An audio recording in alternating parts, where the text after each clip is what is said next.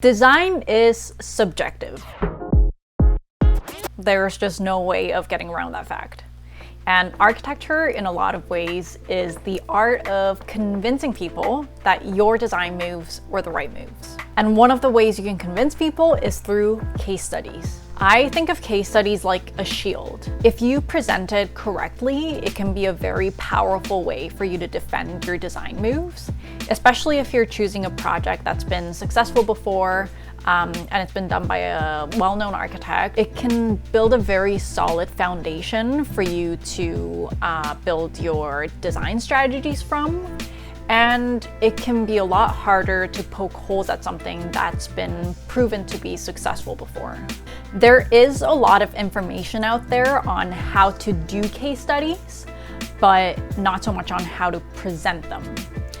So if you're looking for information on how to do them, this is not the video for you. In this video, I'm going to show you how to present them in a way that's informative, in a way that's engaging, and in a way that can create a bulletproof defense for your project.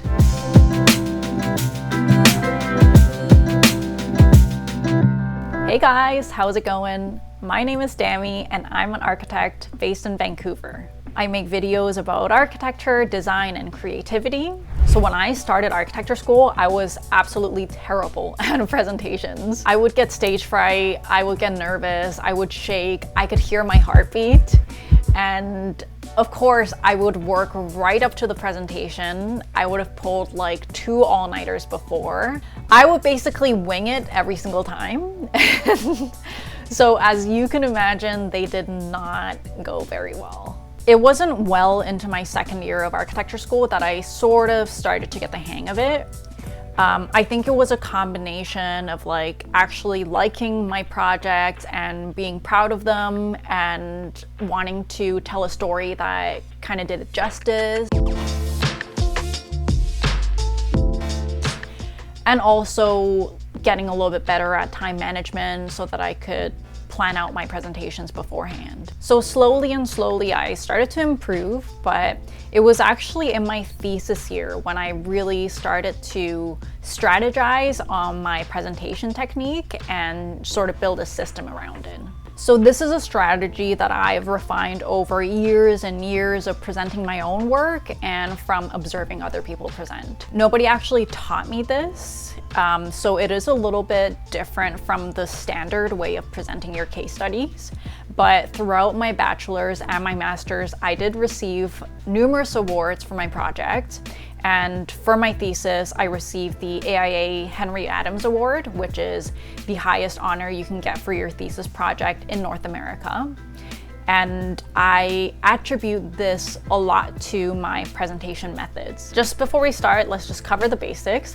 What are case studies? Case studies are when you study an existing building or an existing project, usually a well-known piece of architecture, to inform your design. If you want to design a chicken coop, you don't really want to start from scratch. You want to see how other people have done it. You want to see how other people located their chicken coops, how they shaped it, how they placed the doors, and you want to learn from their mistakes. And you want to use that to inform your design. A lot of times students present case studies as a formality because it's a requirement, but that is such a missed opportunity. You are using your precious minutes of your presentation time to talk about someone else's building. So you want to use that to prepare the viewers for what they're about to see with your design. So how do you present case studies? So I like to call the strategy SAM. Simplify and multiply.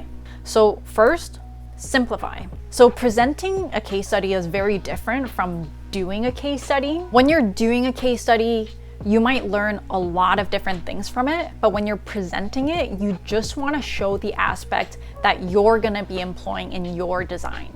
And then you want a diagram. Graphics and visual continuity is key. You want to take the plan, elevation, and section, and you want a diagram on top of it. And multiply.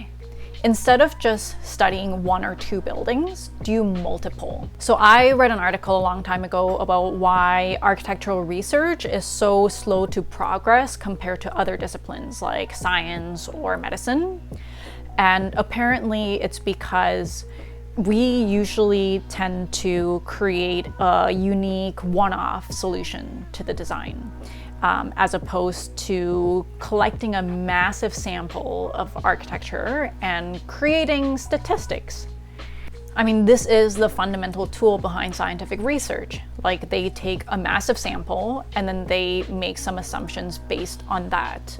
And so we want to do the same thing. We want to study a bunch of different buildings, and we want to show, hey, look, like all of these different buildings achieve the thing that I want to achieve by doing it this way. And you want to show that you have that understanding, especially if you want to deviate from that and come up with your unique solution. I mean, if you just show 1 or 2 case studies, no matter how successful that project is, it's not really a good defense for your case, because you know, those buildings could have had really unique conditions, like they could have had a really unique site or a program, right? So it's not really a good basis to build your design off of. And just one more thing before we jump into the example. The common advice is to study a building that has the same function as the function that you want to do in your project. But in my humble opinion, that is not always necessary, because most architecture is a unique response to a site or a program, and you want to create your unique response. So I wouldn't really base it on the function or the program, but I would base it on the feeling or the atmosphere or the way you want people to behave in that particular space. And I would try to emulate those in your design. I'll kind of show you what I mean in a sec. Just a little background, my thesis project was called A Library of the Mind, Explorations on Slow Reading, Browsing, and Serendipity. And I was looking at our culture of speed and productivity and how that has affected our culture of learning. This has also had a pretty big impact in our building typologies in our libraries, where we went from quiet reading rooms to large collaborative working spaces. And so the physical thing that I created was a library in Venice. And through the project, it was a discourse on all these different aspects like learning, innovation, serendipity. So this is the first page of the case study page. And as you can see, I'm not showing the buildings as the main focus of the page. The title of this page is Visual Harmony and Moment of Pause. So you can see here, I've given 3 examples of buildings that have achieved visual harmony through the use of proportions.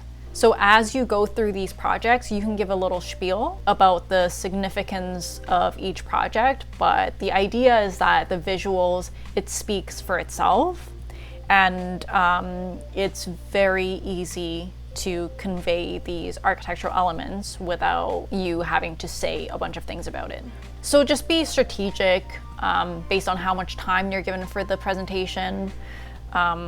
If you're only given 15 minutes, you kind of want to breeze through this. If you have like half an hour, then you can go a little bit more in depth into each building. And in most cases, the case studies that you'll be doing are buildings that like your peers and your professors will know about, because you are speaking to an architectural audience. So like you shouldn't have to go too much in depth in describing like the particular significance of each building. You just want to distill the qualities of that space that you're taking into your design. The second one is rhythm and movement, which is important in slowing us down psychologically and physically before we enter our reading space. And so I'm showing how these 2 examples are doing that. The first one through a series of arcades, and then in Exeter Library through a series of colonnades. And the third one is about nestling, which is all about the architecture itself, creating an enclosure around your body so that you can sit comfortably and read your books.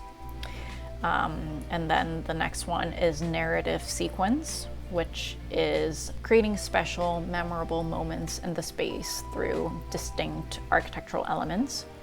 And then we have degrees of privacy / intimacy. And I'm showing how these 3 buildings have created a buffer between the outside world and this intimate space of reading, both physically and psychologically.